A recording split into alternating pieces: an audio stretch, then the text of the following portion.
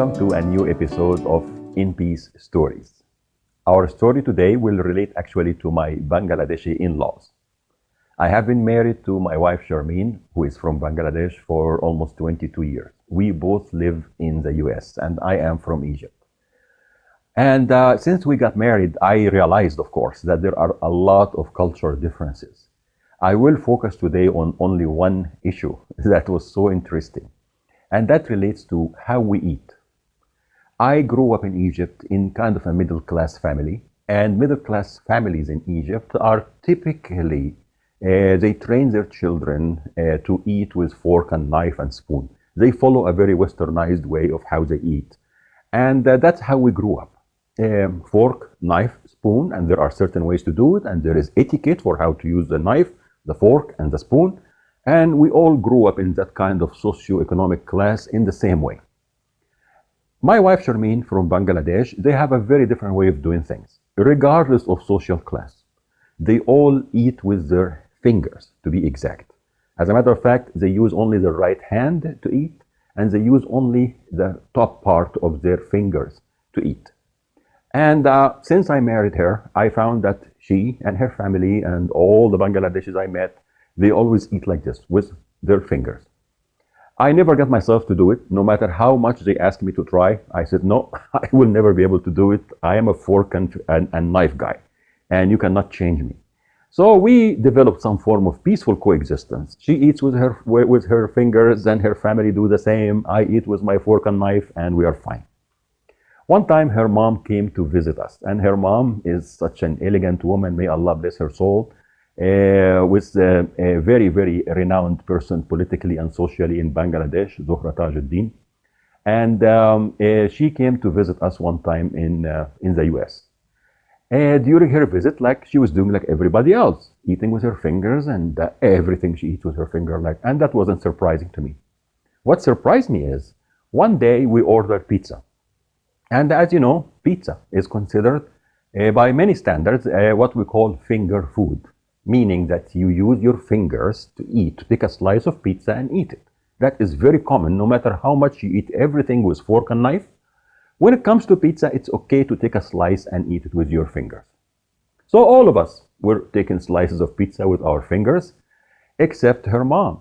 She sat and she brought a fork and knife, and she started to eat the pizza with the fork and knife.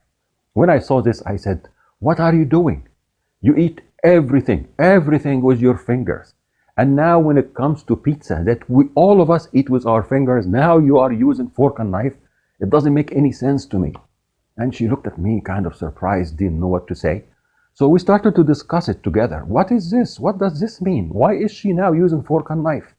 And the more we discussed it, actually, the more we deconstructed it, we discovered that actually they eat with their fingers food that they determine to be Bangladeshi, food that is determined to be culturally from their own country and background.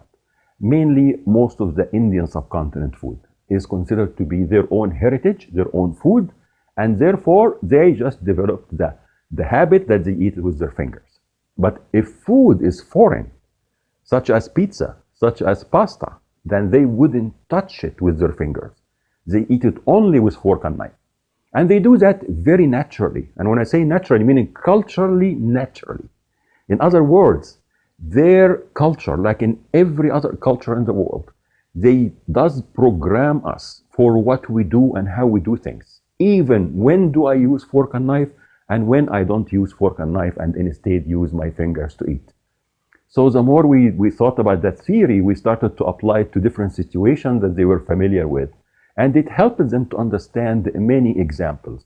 One of them was related to my brother-in-law, who actually, they remembered one day he was eating two types of rice. One is called biryani, which is a very Indian subcontinent dish. And the other one is Chinese fried rice. Both have very similar texture and very similar in many ways.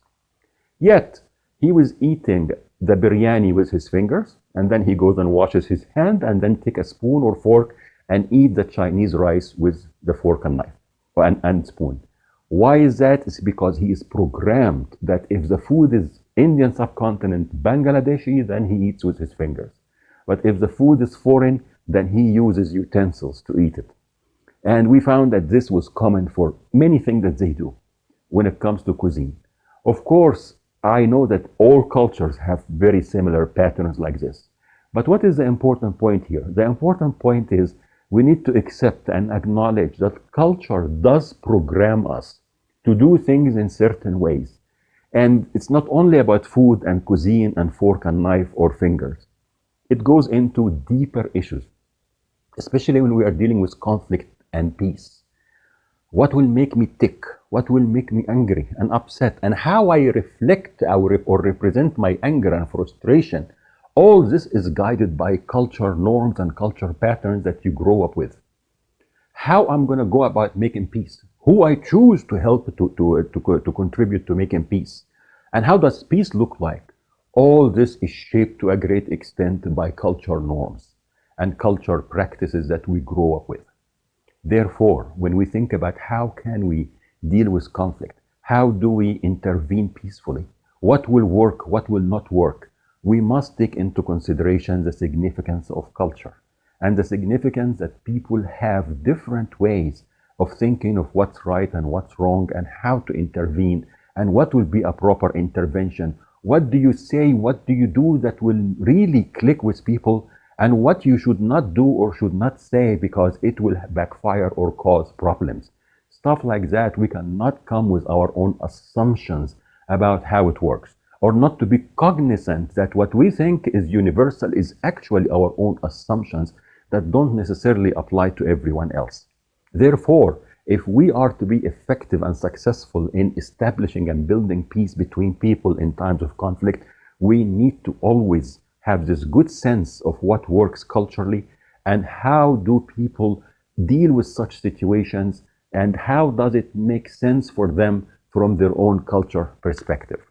That is a key issue. The nexus between culture, peace, and conflict is critical. And our job in this field is to know when do we use the fork, when do we use the fingers, and make it appropriate for making peace and building lasting peace in times of conflict. I hope you found this story helpful, and until new stories, in peace. Amar.